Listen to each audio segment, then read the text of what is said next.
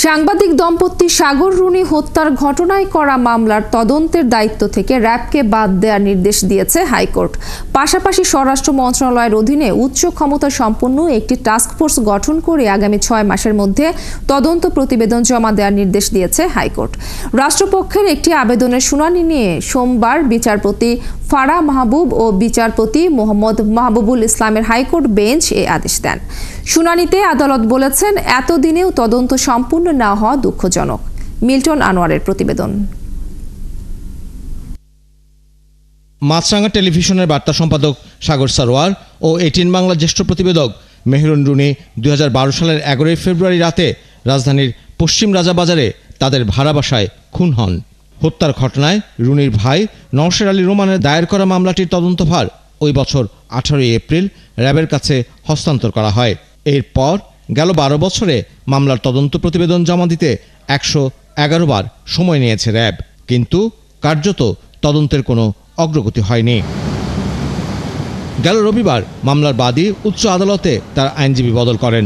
পরদিন সোমবার মামলার তদন্ত থেকে র্যাবকে বাদ দেওয়ার আবেদন করেন রাষ্ট্রপক্ষ।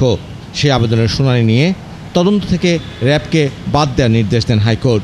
শুনানিতে আদালত বলেন, 12 বছরেও তদন্ত শেষ না হওয়া জাতির জন্য দুঃখজনক। 12 বছর ধরে একটি মামলার তদন্ত শেষ করা যায় না, এটি জাতির জন্যই দুঃখজনক। বিচার ব্যবস্থার জন্যও এটি শকিং, এমন নির্মম হত্যাকাণ্ড কিন্তু তার কোনো রহস্য উদ্ঘাটন করতে পারেনি। আশা করা যায় আমরা যে সমস্ত ডকুমেন্ট দেখেছি, প্রাইমারিভাবে যে সমস্ত ক্লু সেখানে আছে, অত্যন্ত আশাব্যঞ্জক। আমরা মামলার বাদী ও রুনির ভাই গণমাধ্যমকে বলেন, র্যাব ইচ্ছে করেই এই তদন্ত শেষ করেনি, উল্টো তদন্তের নামে হয়রানি করেছে। আমাদেরকে মনে হচ্ছে তদন্ত করার চেয়ে পরিবারকে হয়রানি করা। যেমন আমি যদি কোথাও কথা বলতাম, সাথে সাথে যে তখন যে র্যাবের ডিরেক্টর লিগ্যাল মিডিয়া ছিলেন, তিনি আমাকে সাথে সাথে ফোন দিয়ে সেটা মানা করতো।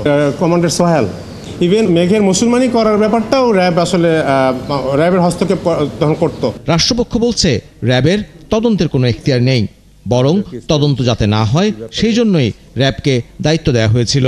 তৎকালীন সময়ের অগণতান্ত্রিক সরকারের চাপের ফলে র্যাবের কর্তৃপক্ষ এসে কখনো হাইকোর্টে জানাতে পারেননি যে তাদের পক্ষে এই তদন্ত করাটি সম্ভব নয়। র্যাব বারবার করে চিঠি দিয়েছে যে আমরা এটাতে করতে পারবো না, আমাদের সম্ভব নয়, আমাদের পক্ষে এটা করা সম্ভব নয়, কিন্তু এই বিষয়টি কখনো আদালতের নজরেই নিয়ে আসা। হাইকোর্টের আদেশের পর বাদীর নতুন আইনজীবীকে মামলা পরিচালনার জন্য সোমবারই বিচারিক আদালতে আবেদন করা হয়েছে।